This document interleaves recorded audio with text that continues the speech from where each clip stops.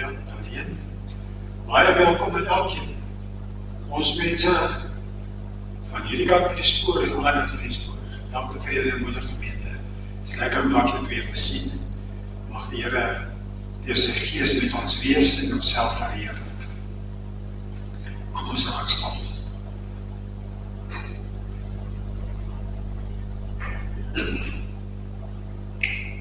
Nie aan ons nie, Here. Nie aan ons nie.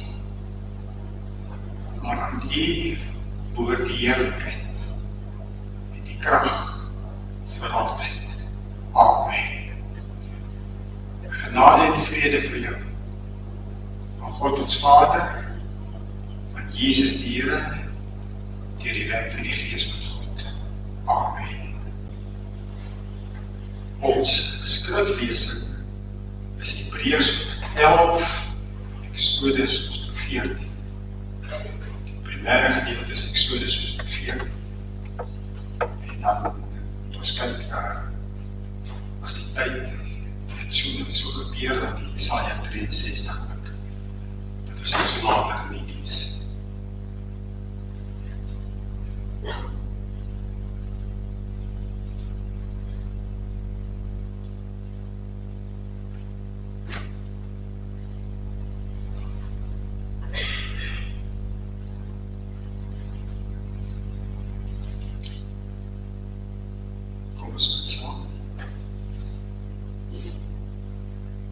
Here, baie dankie vir U woord. Baie dankie vir dit wat opgeteken is in die woord. Dat ons daaruit vir U leer ken. Kom dan deur die Gees, Here, en maak aan ons bekend dit wat U wil hê ons moet weet. Verheerlik Uself asseblief. Amen. Hebreërs 11, vers 29. Omdat die Israeliete geglo het, het hulle deur die Rooi See getrek, soos oor droë grond, terwyl die Egiptenaars verdrink het, toe hulle dit ook probeer doen het. Ek wil net so met 'n afskop vir die wys daarom dat daar baie duidelik geskrywe staan, het hulle deur die Rooi See getrek. En ek dink jy het al gehoor dat mense sê, ag weet jy, dit was nie die regte oor die Rooi See nie. Dit was so moerassigheid gewees. Het is so wat anders een groot wonderwerk gewees nie. Nou, die Ou Testament, as hy praat, dan praat hy nie van die Rooi See nie, maar van die Red See. En op grond daarvan sê mense, dit was sommer net so moeras gewees waar die riete gegooi het. Die water wat oor die Egiptenaar gekom het, die walle wat so langs die kant gestaan het, is eintlik maar net stories.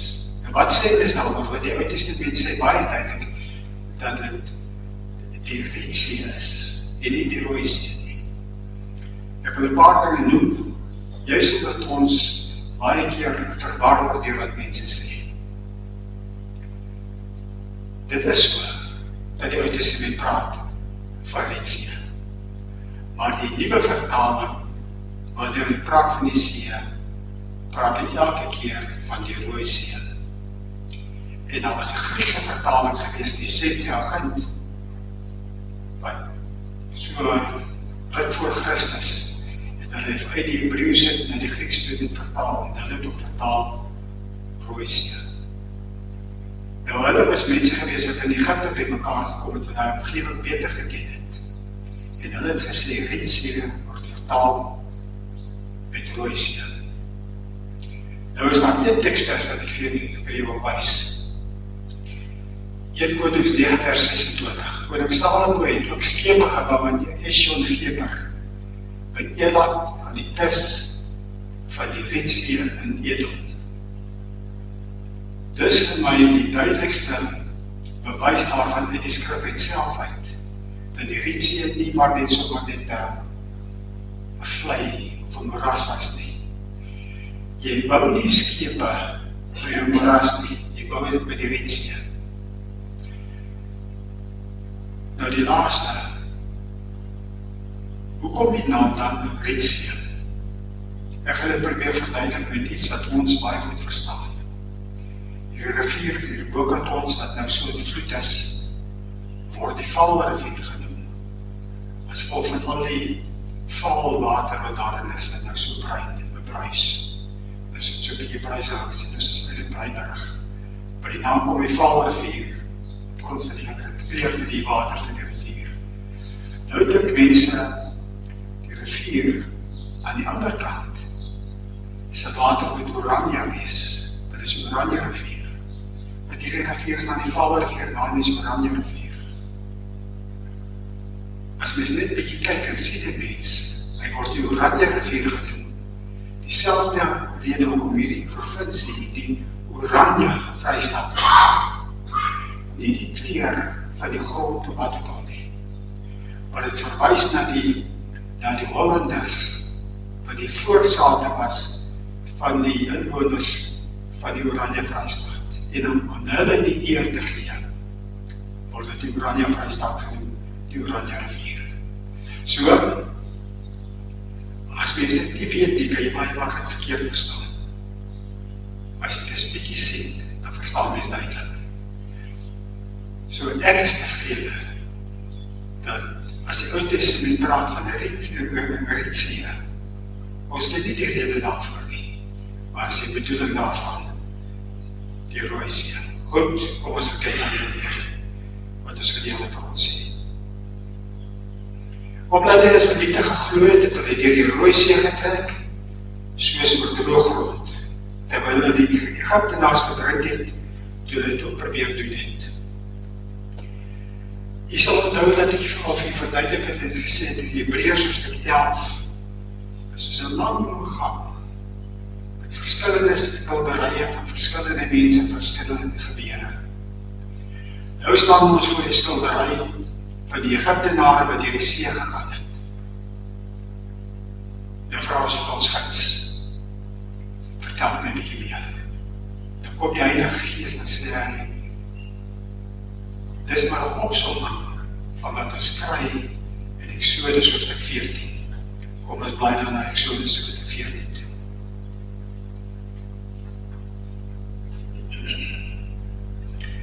Ek doen 'n onderrig daarom om nie die hele hoofstuk te lees nie, maar tyd laat nie doen nie. So ek gaan probeer om net van die essensie te lees. Ek sal dit waardeer as jy by die huis gaan en jy lees die hele hoofstuk. Exodus 14 vers 1. Die Here het vir Moses gesê, beveel die Israeliete om weg te draai en kamp op te slaan daar by Pi-Hagerot tussen Migdol en die see. Reg oor Baal-Zephon by die see met julle kamp opslaan. Dan sal die Farao dink die Israeliete het verdwaal en is deur die woestyn vasgekeer. Merkwaardige woorde hierdie. Ek noem net ietsie daarvan. Die Here bring doelbewus die Egiptenare bedwaal weg. As jy jouself verhard teen die Here, laat die Here sy dinge doen. Tessalonisense sê vir ons, hoofstuk 2, hy gee die mense oor aan die leuen, aan die dwaling, omdat die leuen geglo het. Die Here gee hulle oor. As mense nie wil luister aan wat die Here sê nie, dan sê hy, ek gee jou oor. Hebreërs hoofstuk 1, en Romeine hoofstuk 1. Daarom gee die Here mense oor aan hulle self, en dan doen hulle met die vreeslikste sondes. Vers 4, weer eens net opmerking, ek sal die Farao weer koppig maak. Die Here sê, hy verhard die Farao se hart. Spreuke sê vir ons, alles is met 'n doel gemaak, ook die goddelose vir die dag van oordeel. Omdat Egipte nie wou luister nie, omdat Egipte die volk van die Here mishandel het, sê die Here, laat het nou in jou sal hoor. Dit behoort vir ons 'n groot waarskuwing te wees. Ons moet nie onnodig te vinnig ons mond uitspoel oor die volk van die Here en oor die kerk van die Here nie. Ons moet maar bid dat daar 'n wag van ons mond is. Ons moet sien wat die Here doen met mense, dat hulle uitspreek in die volk van die Here. En nog minder moet ons mond uitspoel en dinge sê oor die dienaars van die Here. Dan gaan ons maar verder, dan ken jy die hele verhaal. Die Israeliete betrek, hulle kom hulle slawe gewees, hulle trek uit Egipte uit, hulle is op pad. Die Here het die een wonderwerk na die ander gedoen. En soos ons laas keer gepraat het, die wonderwerk het al meer en meer toegeneem. Eers was het wonderwerke gewees wat die tovenaar Samuel gedoen het. Later kon die tovenaars nie saam doen nie. Later aan die wonderwerke so geraak, dat het baie duidelik was. Die Israeliete word geseën, die Egiptenare word gestraf. En dan die laaste wonderwerk, was die eerstgebore seuns van die Egiptenare wat gesterf het. Die eerstgebore seuns van die Israeliete het bly leef. Hoekom? Omdat hulle die bloed in die kussyne gesmeer het. Dit verwys na die Paaskonferensie, 'n Paasfees, die gebeur aan die kruis verwys dit. Die eerste keer wat die Israeliete iets moes gedoen het. Nou is hulle saam met Moses op pad in die woestyn. Slawe-mentaliteit, dit is wat hulle vir 400 jaar lang was slawe. Dan kyk hulle terug en sien hulle op die Egiptenare. En dan groep hulle uit van ons. Exodus hoofstuk 14, die eerste paar verse wat ons nou nie gelees het, die vertel hoe Farao kom en al sy strijdwaans met mekaar kry. 600 elite strijdwaans en dan nog ander strijdwaans met sy hele leermag. Hy sê agterlees vir die taal. Kom ons by 14 vers 9. Die Egiptenaars het hulle agtervolg en al die strijdwaans wat die Farao het bemanning en leermag het hulle ingehaal, terwyl hulle besig was om by die seekap op te slaan, naby Pi-Hagirot teenoor Baal-Zephon.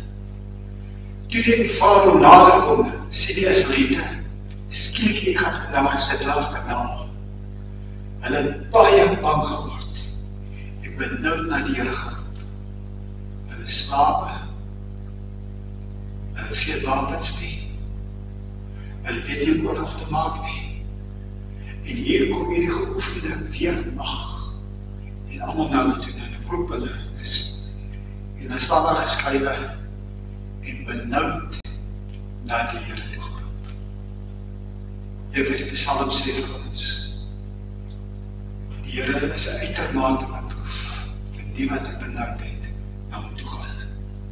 Ons ken dit met die staf van die Bloedrivier. Die volk uitgeroep het na die Here toe. Hulle het vir Moses gesê, is daar nie begraafplek in Egipte nie, dat jy ons sal misleem om in die woestyn te sterwe. Wat het jy ons aangedoen, dat jy ons uit Egipte laat trek het? Ons het jou ons in Egipte gesê, om ons te laat staan, dat hy ons vir Egiptenaars werk. Het is vir ons beter om vir hulle te werk, as om hier in die woestyn om te kom. Vandaag sy dag sal ek sê, 'n Christen, as dit met hom moeilik gaan sê hy, was my makkeliker geweest toe ek in die wêreld was. Dat jy weet ek terugkeer na die wêreld. Vers 14. Bly maar kalm. Vers 13. Maar Moses het die volk geantwoord, moenie bang wees nie. Staan vas en kyk hoe die Here julle vandag gaan red. Julle hoef net te kyk wat die Here gaan red. Want soos julle die Egiptenaars nou daar sien, sal julle nooit weer sien nie. Bly julle maar kalm. Die Here sal vir julle veg. Toe het die Here vir Moses gesê, waarom roep julle so benoud na my? Sê vir die Israeliete, hulle moet verder trek. En jy lig jou keer op en steek jou hand oor die see uit en kloof dit oop, sodat die Israeliete op droë grond deurgaan. Ek sal die Egiptenaar so koppig maak, dat hulle die Israeliete sal agtervolg. So sal ek my mag laat geld, teenoor die Farao en sy hele leer, strijdwagens en bemanning. Wanneer ek my mag laat geld teenoor die Farao, sy strijdwagens en hulle bemanning, sal Egipte besef dat ek die Here is. En wanneer jy weer tyd het, dan lees jy die boek Esegiel. Jy sien na sy regverdigheid, sodat mense kan weet dat ek die Here is. En so besluit die Here, hy wil die Israelites gaan versterk, dat hulle kan sien hoe die Here vir hulle onderneem.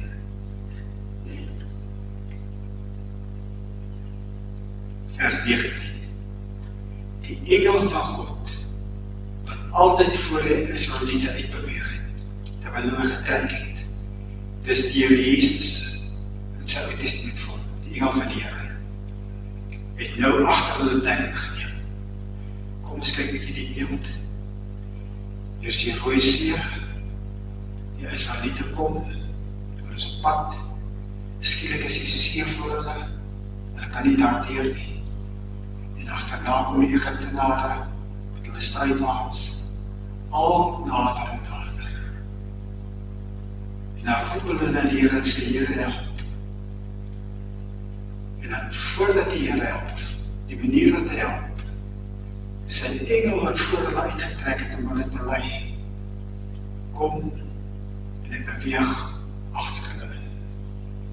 En in die verhaal van Joshua, hier word het nie gesê nie, maar die implikasie is daar, dat die leerboorste van die Here met sy swaard sy volk beskerm teen die Egiptenare.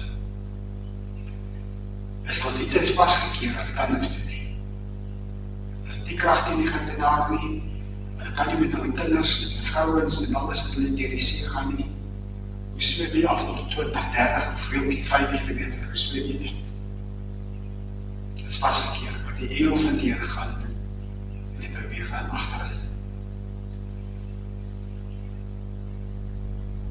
Dit weer met plek kry. Die engel van God wat altyd voor die Israeliete beweeg het, terwyl hulle getrek het, het nou agter hulle plek ingeneem. Ook die wolkkolom wat voor hulle was, het agter hulle ingeskuif.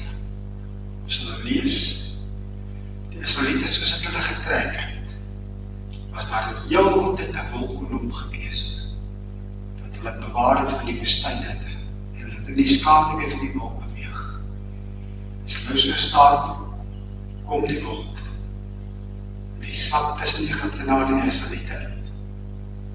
Die Egiptenare kan nie sien om aan te gaan nie. En ons gaan nou sien, aan Israel se kant bring die wolk lig, aan die Egipte se kant bring dit donkerte. So dikwels is daar een gebeure, die wolk,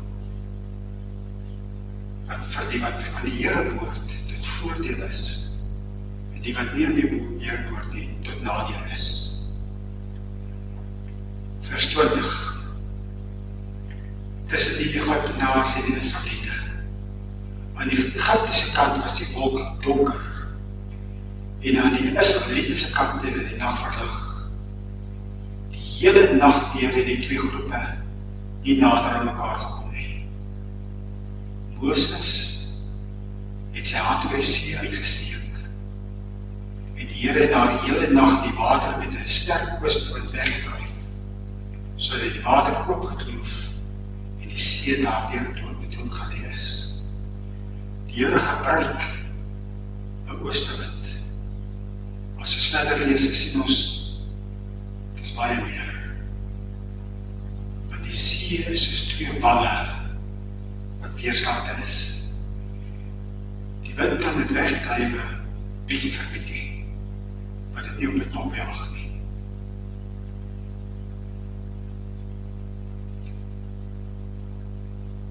Moses het sy hand voor die see uitgesteek en die Here daar die hele nag die water met 'n sterk oostewind weggedryf. So die water oopgekloof en die see daar drogende is. Die Israeliete het op droog grond deur die see gegaan. Die water het weerskante van hulle soos 'n muur gestaan. Nou kan jy maar net dink, dis waarvan die Hebreërs praat. Ons gaan nie terug nie, die Egiptenare is daar. Hoe nou vorentoe? Ons sien hier enorme mure van water. Ons het nog nooit van so iets gehoor nie. Wat nou? En ek glo Moses het eers in beweeg. Het daaraan van die ander leiers gevolg. Die volk het gesê, as dat niks met hulle gebeur nie, kom ons volg. Maar dit is 'n enorme geloofskeuse. Deur hierdie onnatuurlike gebeurtenis, strydig met die natuur, sê die Here hy sal help. En skielik moet hulle iets doen. Hulle moet hulle begewe in die see. By die waters, soos 'n muur weerskante van hulle, soos walle weerskante van hulle.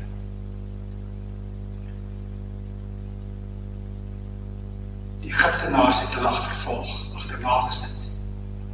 Die Farao se perde, strijdwaans en verbanning is almal agter hulle aan in die see.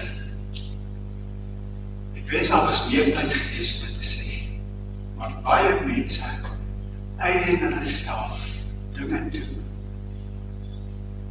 wat hulle nie wil hê. Mense neem van die tekstversies en skrifgedeeltes van die Here se belofte, terwyl die Here nooit gesê is vir iemand wat volhard in sy sonde, die Here se seën sal ontvang nie. Egipte moes geweet het, hulle moes net die vorige aand gesien het. Het is lig en hulle kant is donker en hulle aan ons kant. Hulle kom ondanks die verlede, 'n paar dae terug, 'n week of wat terug, is hulle eie ouderskore kinders dood. Is hulle eie alles die land vernietig, terwyl die Here steeds vir Israel geseën het. Ons kan nie onsself toeëien om agterna te gaan in die see nie. Maar die Here het Farao se hart verhard. En dit is so jammer om te sien hoe die Here vandag met mense se harte verhard. En wil hulle nie bekeer nie, want nie die Here toegewy lewe nie. Maar hulle maak keuses wat hulle nie toekom nie. Vers 25. Hy het die wiele van hulle strijdwaans laat uitval, sodat hulle skaars kon beweeg. As Israeliete snap deur, Egiptenare val vas. Toe sê die Egiptenaars, ons moet wegkom van die Israeliete af, want die Here veg vir hulle teen Egipte. Wanneer dit te laat is. Ek kan maar net dink by die sonvloed. Toe dit begin reën, Noag en sy kinders is in die ark. Toe begin dit reën en die boere daar sê, het sal baie lekker reën. Dit is so droog gewees. Later dan sê dit is al 'n behoorlike reën hier in het val. Later dan sê dit is raak nie 'n krisis, ons moet ons diere begin verskryf. En soos dit te laat is, probeer hulle allerlei dinge doen. Maar is te laat. Dis hoe die Here werk, is te laat. Die Egiptenare het die Here deur hulle eie kop laat leer toe dat hulle in die see gaan. En as hulle daar is en hulle wiele val vas en dan en sê hulle, ons moet weg. Maar dit is te laat. Hulle kan nie meer nie. Ons moet wegkom van die Israeliete af, want die Here veg vir hulle teen Egipte. Maar die Here het vir Moses gesê, steek jou hand uit oor die see, sodat die water oor die Egiptenaars, oor hulle strijdwaans en manne kan stop. Die Here gebruik sy dienste, wat op 'n ander plek genoem is die mees sagmoedigste wat hy sê van Moses, steek jy jou hand uit en die see kan terugkeer. En gehoorsaamheid aan die Here voltrek hy die oordeel van die Here oor hulle. Toe die water terugstroom, was die strijdwagens en bemanning, die hele leermag van Farao wat agter die Israeliete aan die see is, toe onder die water, daar nie een van hulle oorgebly nie. Dit is 'n teken van die verlossingswerk van die Here. Deur Jesus se verlossingswerk, bly daar nie een enkele Israeliet agter in die see, of aan die kant van Egipte daar nie. Hy vat al sy kinders deur die see en bring hulle veilig in die ander kant. Elkeen van sy kinders red hy so. Elkeen wat nie aan hom behoort nie, word vernietig. As gevolg van die hardheid van hulle eie harte. Jy sien, dit is 'n teken van hoe die Here werk. En hierdie symboliek hiervan word in die Nuwe Testament herhaal.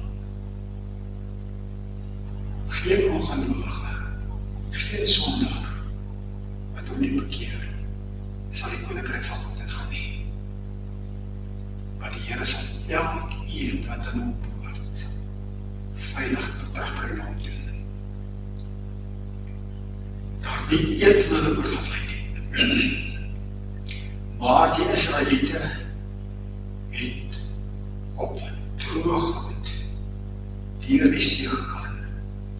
En die water het weerstand van hulle soos 'n muur gestaan. Die Here het Israel daardie dag gered van Egipte. En die Israeliete en die Egiptenaars dood op die straat sien lê. Lang terug het die Here Egipte geseën deur Josef. En het vergeet van Josef en al die seëning wat hy gedoen het. Toe kom die Here deur Moses en hy neem al die seëninge weg. Die welvaart van die diere, van die plante, van alles wat die plaag vernietig het. Uiteindelik die opvolger van Farao's dood. Dan bly daar nog net die weermag oor. Dan kom die Here en hy vernietig dit. Kan ek net 'n opmerking maak? Die Here werk net soos wat hy wil. Josef was 'n slaaf gewees. Die Here het hom onderkoning gemaak om te gebruik. En 'n slaaf van onderkoning doen. Moses was 'n onderkoning gewees. Hy het saam met die Israeliete 'n slaaf geword, sodat die Here hom kon gebruik. Hy werk net soos hy wil. Maar wanneer hy werk, wie kan hom keer? Die Here het Israel daardie dag gered van Egipte. En die Israeliete en die Egiptenaars dood op die strand sien lê. Toe Israel sien hoe kragtig die Here teen Egipte opgetree het, is hulle almal met ontzag vervul. Hulle het in die Here geglo en ook in Moses sy dienaar. Die Here gebruik hierdie gebeure om geloof in sy kinders se lewens te versterk. Hebreërs sê deur geloof. Wat kan ons daarvan sê? Jesaja 63.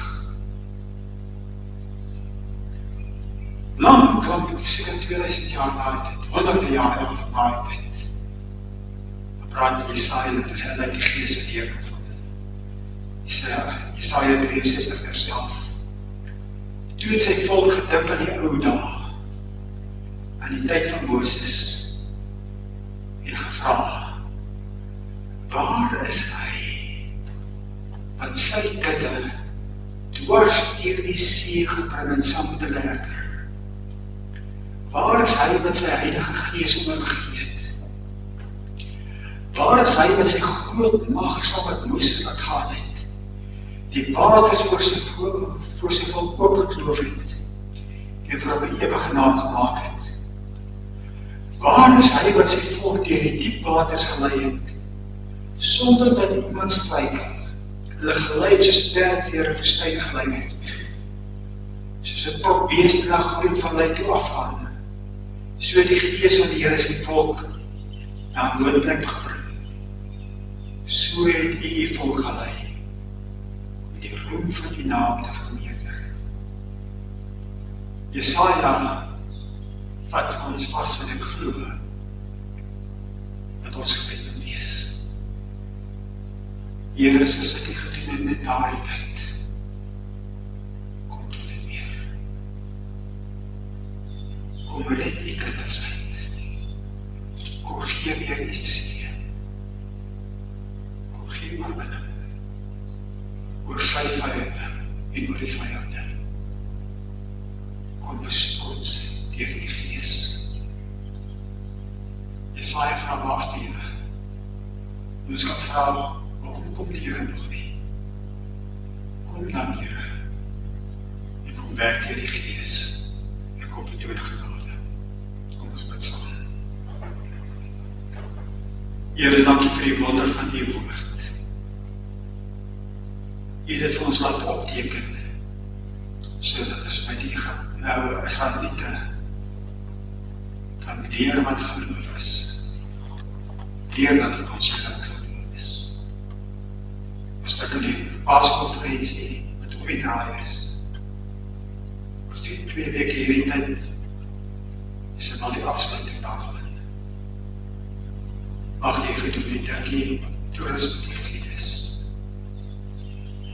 Mag jy vir hom gebruik, veilig en aan toe bring, sy gesondheid bewaar. Al die reëls wat getref moet word vir die etes en goed, vir die opneem van die boodskap en alles, dat jy het in die hande sal hou. En geen hande verlang, Here, en 'n begeerte van die kinders, om te kom luister wat U wil sê, om U vir ons wil uitlei. Dankie vir onverdiende seën, Here, vir heerlike reën, en baie ander dinge wat U vir ons het, die veiligheid dat ons met oop deure kan kerk, dat U vir ons gesond genoeg maak om hier te kan wees. Ons eer U vir dit alles, in Jesus se naam. Amen. Mag die genade van ons Here Jesus Christus, die liefde van God ons Vader, en die teenwoordigheid van die Gees van God, ons deel wees. Amen.